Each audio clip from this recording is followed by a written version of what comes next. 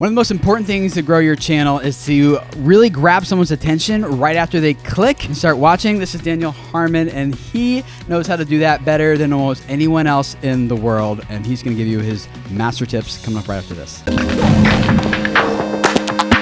Hey guys, my name is Tim Schmoyer. Welcome to Video Creators. We are all about helping you guys master YouTube so you can spread a message that reaches people and changes their lives. And I know what Daniel does is helping a lot of people change lives and businesses around the world. 1.4 billion views. Yeah.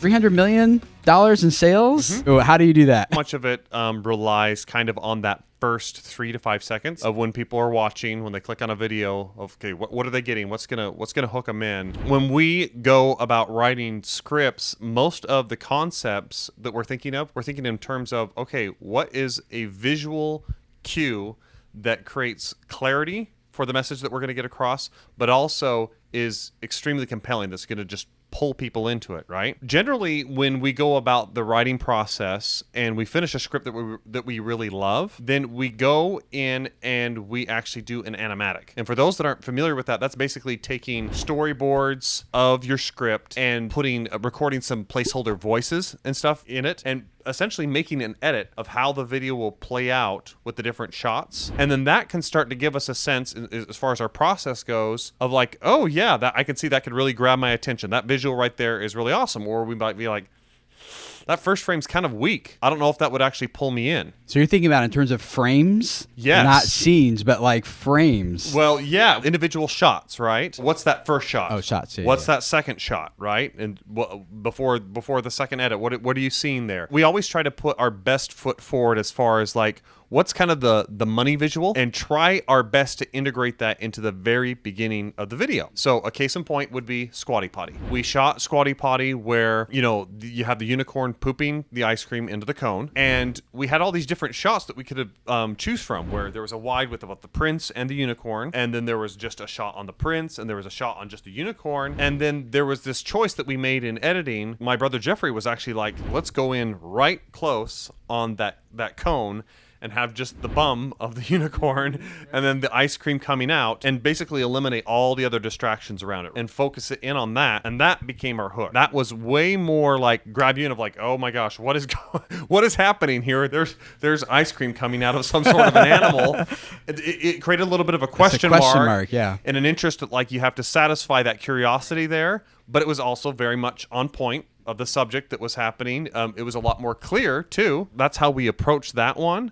But now we're able to solve through a lot of that, even just in the animatic of being able to mock things up with a storyboard and see that in terms of the edit itself. So how do you determine like that's the money shot? Did you do a lot of tests, or do you just like, we just know from experience like that made us laugh and so that's gonna be the better shot? Like how would they go about that? Well, we always kind of start with our guts of what makes us laugh. What do we feel is like that first like visual grab? In the case of Purple, it's another really good example in the Goldilocks video when she pulls on the ripcord and drops the eggs down onto the bed. That originally was not written into the beginning of the video. It came in about a minute later. Everyone that was watching was like, man, the coolest part of this video is like way deep into it of like showing these eggs drop down and this bed actually cushioned it. And so redid the edit and put that towards the front where she says, what's the super easy way to tell that your bed is awful? And then we go straight to the eggs. You guys as creators, and me as well, like really need to focus in, like have the content be good so they keep watching, of course, but kind of like no one clicks and watches if the title and thumbnail aren't good. Right. Like you also, like the first opening seconds are just as important. So we start with the optimization of the title and the thumbnail, but then those opening seconds, we also test those. So we'll have a cut of a video where, let's say if the video is 3 minutes long, it'll be 2 minutes and 50 seconds that are the exact same on 3 different videos, but then that first 10 seconds is different on each of the videos to see how that view-through rate is going, and we might be taking a different really visually cool part of the video that we didn't even intend to be the beginning and pulling it clear over into the front. Because you can test different messaging in the front, and that can actually move the needle some as far as what the person is actually saying. But if you have completely different visuals, that gives you much more kind of directional movement in the needle when you're doing your A/B testing to find out where that lands. And we have times when we'll test 5 or 6 different intros to kind of see what's going to pull people in. So for like an educational channel, for someone who's like, I just want to teach someone something, as opposed to like a narrative-based thing, how should they think about this? Getting to the thesis of your video essentially as quickly as possible. I also think it doesn't hurt at all to bake in visuals. Like, for example, if you filmed in a way where it's just you, right, in front of the camera, then it can be really helpful to add kind of some sort of graphics, motion graphics or something that kind of assist with that thinking, so people can read it at the same time as hear it, especially for people that are repurposing YouTube content over to Facebook. It's almost nobody turning on their volume, right? It's like maybe 1 in 5, or it might be less on some videos. You have to be able to do it all through the visual. But if you can think of a way to incorporate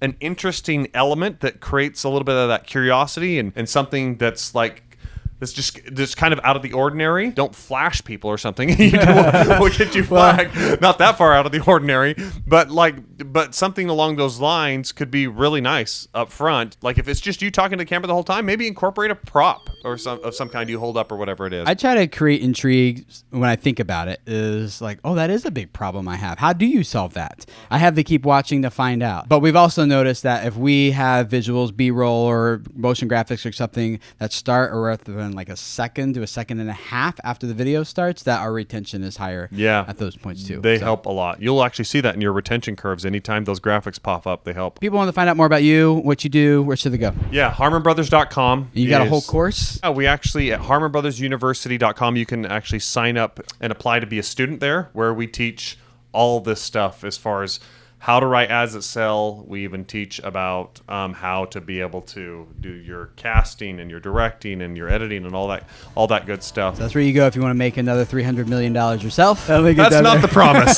just to be clear. But for sure, we can help you out. If you really want to dive more into the storytelling element of like what Daniel's talking about, there's a playlist you see on your screen right now. You can click that, dive into that, and you'll learn a ton more about how to craft engaging videos that really hook an audience's attention and keeps them watching, forms a human connection, and really grows your channel. So click that, and I'll see you guys in the next video.